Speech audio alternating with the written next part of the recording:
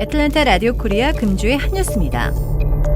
세금 보고할 의무가 없는 미국민들이 IRS의 새 장치를 이용해 신고하면 7월 15일부터 보내는 부양자녀 매달 지원금은 물론 아직 못 받은 1차부터 3차까지의 현금 지원금을 받을 수 있게 됐습니다. IRS 웹사이트에 개설된 논파일럿 사인업 툴을 이용해 신고하면 두 가지 현금 지원금을 받을 수 있게 되며 곧 두 번째 장치인 차일드 텍스 크레딧 업데이트 포탈을 이용하면 매달 지원과 일시불을 선택할 수도 있게 됩니다.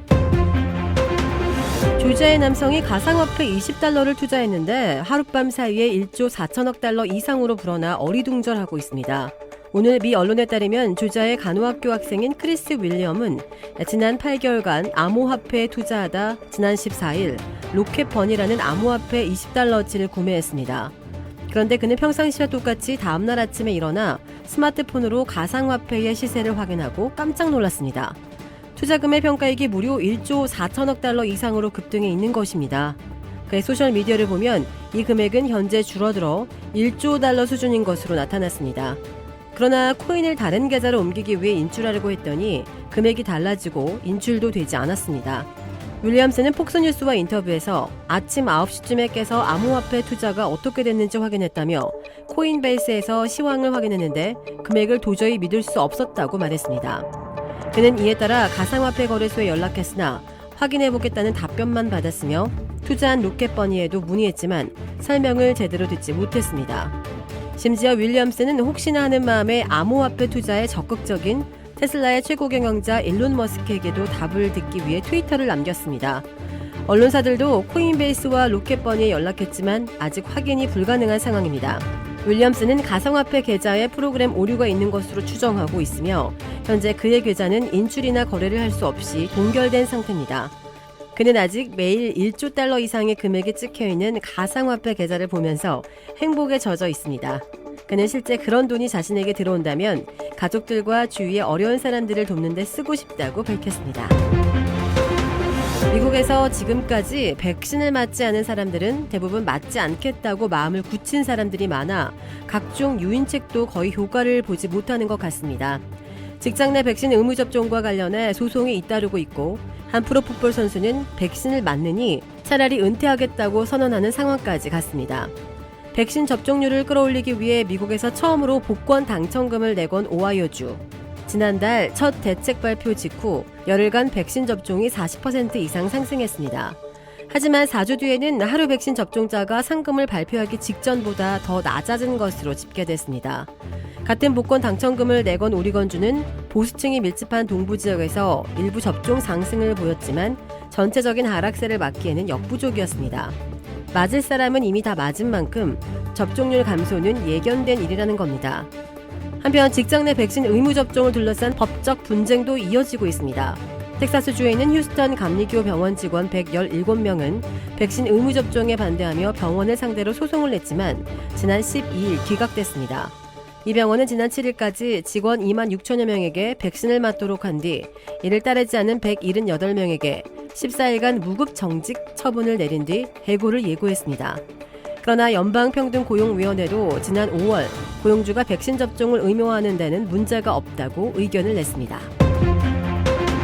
지난 16일 콜로라도주 덴버에 있는 종합병원에서 제왕절개 수술 도중 아기의 얼굴이 수술칼에 베이는 사고가 발생했습니다. 당시 산모의 복부를 절개하는 과정에서 태아의 뺨 한쪽이 칼에 베이면서 깊은 상처가 나 태어난 직후 13바늘을 꿰매는 봉합수술을 받아야 했습니다. 병원 측은 아이의 머리가 태반벽에 가까이 있어 벌어진 일로 응급 제왕절개에서 있을 수 있는 사고라며 산모와 아기의 이익을 위해 최선의 치료를 제공하겠다고 밝혔습니다. 세계 최대의 전자상거래 업체인 아마존이 실시하는 연례 대규모 할인 이벤트인 아마존 프라임데이 행사가 오늘과 내일 이틀간 실시됩니다. 아마존은 48시간 동안만 실시되는 본격적인 프라임데이 이벤트에 앞서 20일부터 각종 전자제품과 애플 브랜드 제품, 컴퓨터, 침대, 매트리스 등을 얼리 프라임데이 세일로 할인 판매하기도 했습니다. 아마존은 프라임데이 기간에는 링과 에코 등 아마존 자체 브랜드 제품을 비롯해 유명 브랜드 제품을 대폭 할인된 가격으로 제공하겠다고 약속했습니다. 조 바이든 대통령은 어제 백악관에서 기자회견을 갖고 오는 7월 15일부터 확대된 자녀 텍스 크레딧을 통해 거의 모든 가정에 매달 자녀 지원금을 지급한다고 공식 발표했습니다. 지난 3월 통과된 코로나19 경기 부양 법안인 미국 구조 계획에 따라 지급되는 이번 지원금은 6세 미만의 자녀에게는 매달 $300, 6세에서 17세 자녀에게는 $250를 7월 15일부터 12월 15일까지 6개월간 실시됩니다. 부모의 IRS 등록 계좌를 통해 지급되며 지급일은 매달 15일이지만 8월은 15일이 일요일이어서 13일에 지급됩니다. 경기부양현금을 우편을 통해 수표로 받은 가정의 경우 이번 자녀 지원금도 우편을 통해 지급됩니다. 코로나19 확산 이후 미국에서 저소득층 의료비 지원 제도인 메디케이드 가입자가 크게 는 것으로 나타났습니다. 연방보건복지부 산하 건강보험서비스센터는 어제 발표한 보고서에서 지난해 2월에서 올해 1월 메디케이드 가입자가 970만 명 늘어 총 7,400만 명이 됐다고 밝혔습니다. 1년 새 가입자 수가 15.2% 증가한 것인데요. 같은 기간 어린이 건강보험 프로그램 가입자 역시 약 12만 4천 명 늘어 총 680만 명이 됐습니다. 어린이 건강보험 프로그램은 부모 소득 수준이 메디케이드 가입 기준보다는 높지만 민영 의료보험을 들기에는 부족한 가정의 아동을 지원하고 있습니다.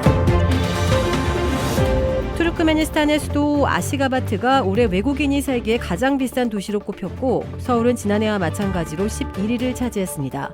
컨설팅 업체 머선은 지난 3월 전 세계 209개 도시에서 진행한 설문조사로 주거비와 교통비, 식비 등 200여 개의 항목을 비교해 2021년 도시생활비 순위를 발표했습니다.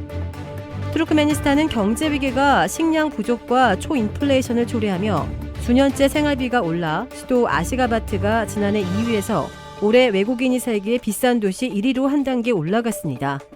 2위는 지난해까지 3년 연속 1위였던 홍콩이, 3위는 지난해 45위였던 레바논의 베이루트가 차지했습니다. 도쿄, 취리히, 상하이, 싱가포르, 제네바, 베이징, 베른 순으로 외국인 생활비가 가장 비싼 것으로 집계됐습니다. 코네티컷주에서 알츠하이머병을 앓는 남편 피터 마샬, 부인 리사 마샬 부부의 두 번째 결혼식을 올린 사연이 전해져 잔잔한 울림을 주고 있습니다. 올해 56살의 피터 마샬은 3년 전 알츠하이머를 진단받았습니다. 기억력이 급속히 나빠지던 중 지난해 말 한 TV쇼에 나오는 결혼식 장면을 보고 아내에게 깜짝 청혼을 했습니다.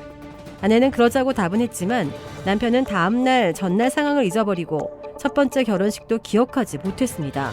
그러나 웨딩 플래너인 딸이 적극적으로 결혼식 준비에 나서고 지역 치매 전문가가 주례를 서면서 지난 4월 마침내 두 번째 결혼식을 올렸습니다.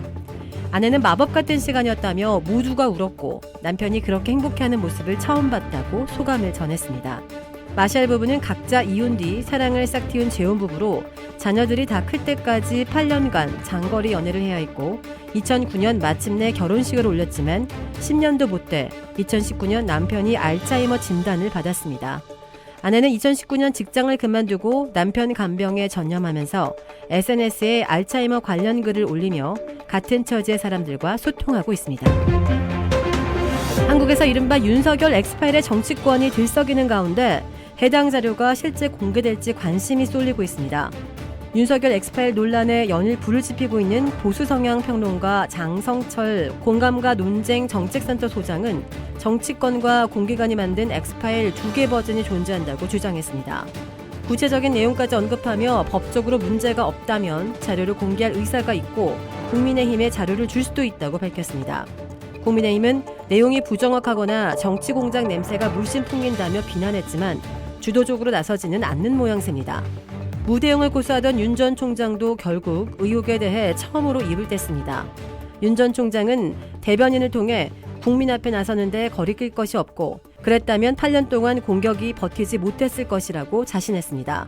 또 출처 불명 괴문서로 정치 공작을 하지 말라며 공기관이나 집권당이 개입해 작성했다면 명백한 불법 사찰이니 책임을 분명히 해야 한다고 경고했습니다.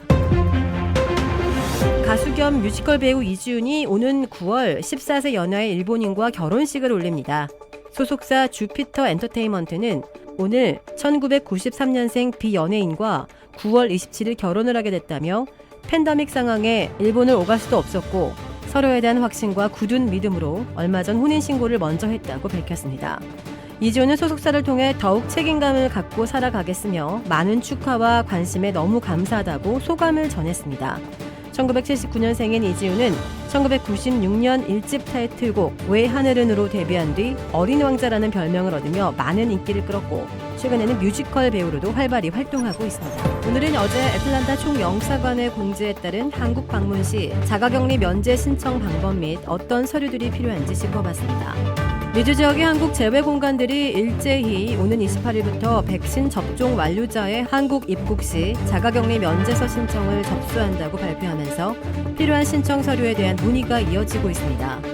어제 애틀랜타 총영사관과 샌프란시스코 총영사관 공지에 따르면 필수 신청 서류는 총영사관별로 제공되는 격리 면제서 발급 신청서, 격리 면제 동의서, 서약서 등 정부 양식 3종과 백신 접종 증명, 가족관계 증명, 여권, 항공권, PCR 음성 확인서 등입니다.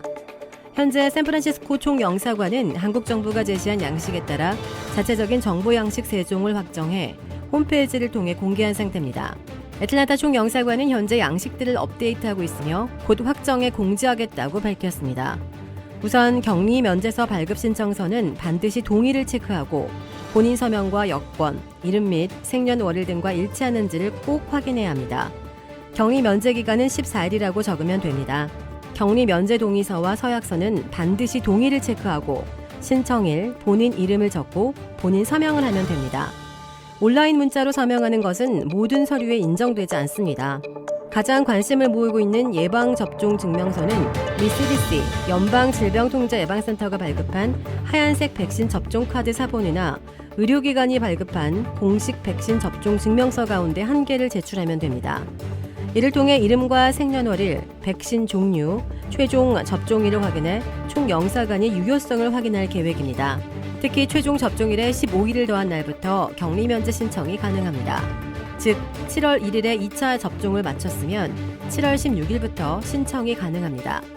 백신 접종 격리 면제 발급이 가능한 부모와 동반하는 6세 미만 아동은 예방접종 증명서 없이도 격리 면제가 가능하지만 반드시 부모와 별도로 격리 면제서를 신청해 발급받아야 합니다. 하지만 6세에서 12세의 어린이는 현재로서는 격리 면제서 발급이 불가능한 상황이어서 향후 쟁점이 될 전망입니다. 직계 존비속 방문을 이유로 자가격리 면제를 신청할 경우 가족관계 증빙 서류를 함께 제출해야 합니다.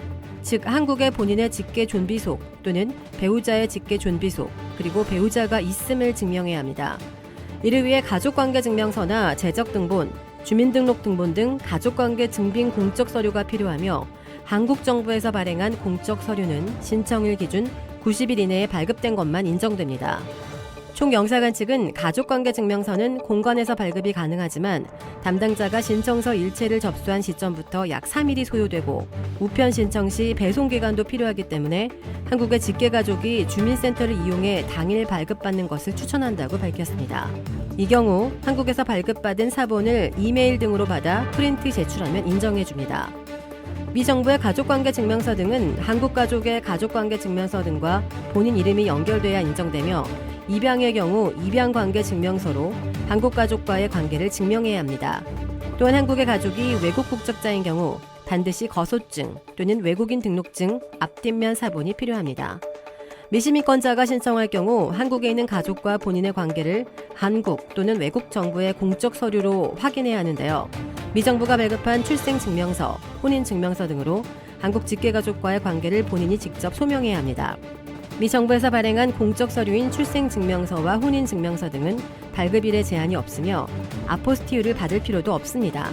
한편 시민권 취득 과정에서 이름을 바꿨을 경우 법원이 발급한 개명 서류를 추가로 제출해야 하는 등 복잡한 과정이 필요합니다. 한국 국적자인 경우 유효한 한국 여권 사본도 반드시 제출해야 합니다. 미국 국적 시민권자는 무비자 입국 시 미국 여권만 제출하면 되고 단기 비자, F4 비자, 거소증, 외국인 등록증이 있는 경우 미국 여권과 함께 사증 발급 확인서 또는 거소증 앞뒷면 또는 외국인 등록증 앞뒷면을 추가로 제출해야 됩니다. 또한 출입국 항공권 사본도 제출해야 하는데요. 한국 입국 항공권만 있어도 신청이 가능합니다. 총영사관 측은 항공권을 예약할 때 가능하면 여권 이름과 동일한 이름으로 예약을 해야 한다면서 미들네임을 약자로 하는 경우 심사에 더 많은 시간이 소요되니 풀네임 그대로 예약하는 것을 추천한다고 강조했습니다.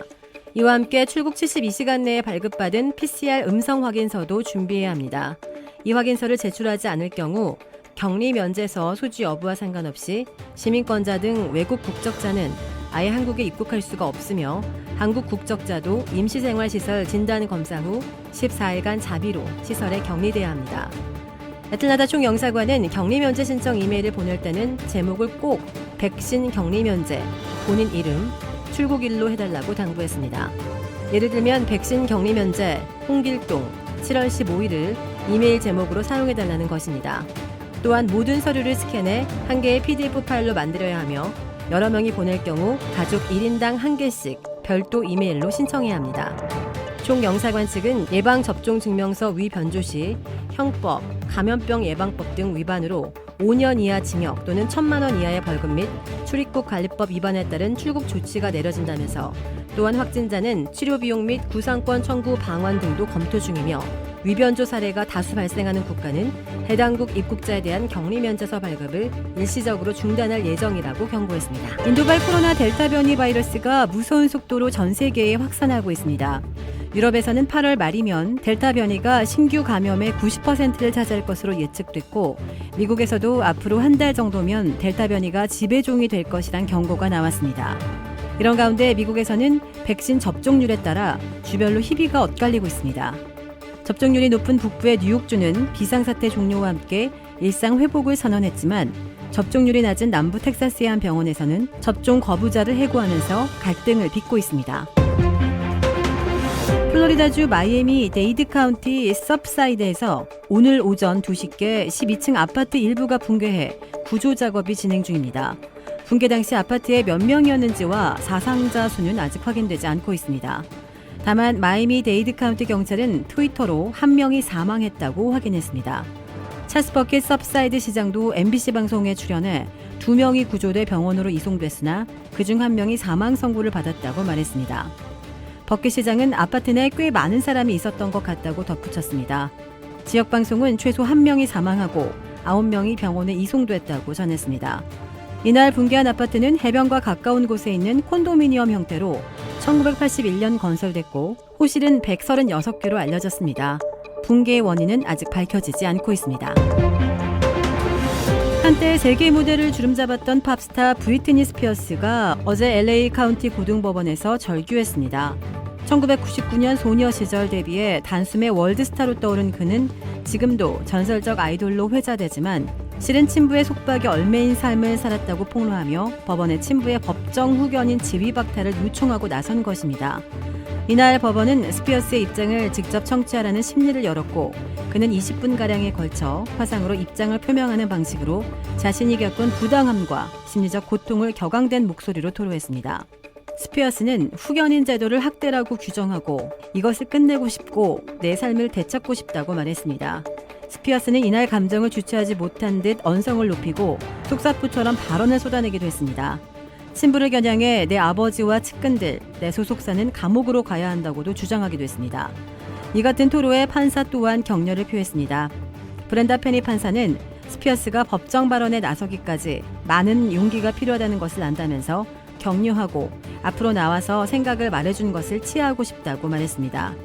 판사는 그러나 후견인 지위 종결과 관련한 결정을 하기 전에 공식적으로 신청이 들어와야 한다며 이날 구체적 결정을 내리지는 않았습니다.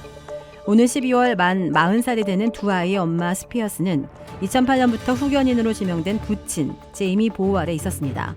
하지만 스피어스는 최근 아버지가 13년 동안 자신의 삶을 통제했다고 주장하며 이같이 법정 다툼에 나섰습니다. 한국 야권의 유력 대선 주자인 윤석열 전 검찰총장이 마침내 대권으로 향하는 배를 띄웁니다. 윤 전 총장은 어제 기자들에게 메시지를 보내 오는 29일 매현 윤봉길 의사 기념관에서 자신이 앞으로 걸어갈 길을 말씀드리겠다고 밝혔습니다. 애국, 헌신의 가치를 상징하는 장소에서 대권에 도전하는 자신의 각오와 구체적인 계획을 밝히겠다는 입장입니다. 6월 말, 7월 초라는 대강의 시기만 제시한 윤 전 총장으로서는 더는 결정을 늦추기 어렵다고 판단한 것으로 보입니다. 한편 홍준표 의원이 탈당 1년 3개월 만에 친정인 국민의힘에 복당했습니다. 홍 의원은 집 떠난 맏아들이 돌아온 셈이라는 복귀 소감을 밝히며 윤석열 전 총장을 향해서는 연일 날을 세웠습니다. 조 바이든 대통령이 취임 후 역점을 두어 추진한 인프라 투자 예산 확보 협상의 타결을 선언했습니다. 바이든 대통령은 어제 공화당과 민주당의 초당파 의원 10명과 백악관에서 회동한 뒤 언론 앞에 함께 서서 우리는 합의를 했다고 밝혔습니다. 이어 나는 이것이 매우 중요하다고 생각한다며 우리 누구도 원하는 모든 것을 얻지 못하는데 동의했으며 그들은 애초 주려했던 것보다 더 많은 것을 줬다고 생각한다고 말했습니다. 바이든 대통령은 또 초당적 합의는 타협을 의미한다며 양분된 의회 구조 속에서 어렵게 이뤄낸 합의라는 점을 부각했습니다. 이번에 합의된 금액이 5,590억 달러의 신규 사업을 포함해 9,530억 달러의 규모라고 보도했습니다. 이는 바이든 대통령이 지난 3월 말 미국 일자리 계획이라고 명명하며 대규모 인프라 투자를 위해 제시한 예산 규모 2조 2,500억 달러와 비교해 절반 수준입니다. 이 안의 의회 통과는 공화당 의원 중에 대규모 지출에 부정적인 입장을 취하는 이들이 여전한 데다 민주당에서는 진보 그룹을 중심으로 너무 많은 양보를 했다는 비판론이 있어 지켜봐야 할 것으로 보입니다. 뉴욕주가 운전면허증과 출생증명서 등의 남과 여 외에도 X로도 성별을 표시할 수 있도록 했습니다. 어제 앤드루 쿠오모 뉴욕주지사가 다른 성별 표기를 허용하는 젠더 인정법에 서명을 했는데요. 지난 3월 일부 뉴욕 시민들은 국가가 이분법이 아닌 다른 성별을 뜻하는 X를 선택할 기회를 주지 않음으로써 차별을 조장해왔다는 내용의 소송을 제기한 바 있습니다. 새로 시행될 젠더 인정법에 따르면 X성별은 남, 여라는 이분법적 성별 구분에서 벗어난 성 정체성을 지닌 사람이나 간성, 즉 남성이나 여성의 정의에 규정되지 않은 신체적 특징을 지닌 사람, 지정된 성별 없는 사람 등을 뜻합니다. 쿠오모 주지사가 서명한 젠더 인정법은 180일 뒤부터 시행될 예정입니다. 플로리다주 마이애미 아파트 붕괴 사고로 인한 사망자가 최소 4명으로 늘어났습니다. CNN 방송은 적어도 4명이 숨지고 159명의 소재가 파악되지 않고 있다고 보도했습니다. 어제까지 공식 발표된 실종자의 수는 99명이었습니다.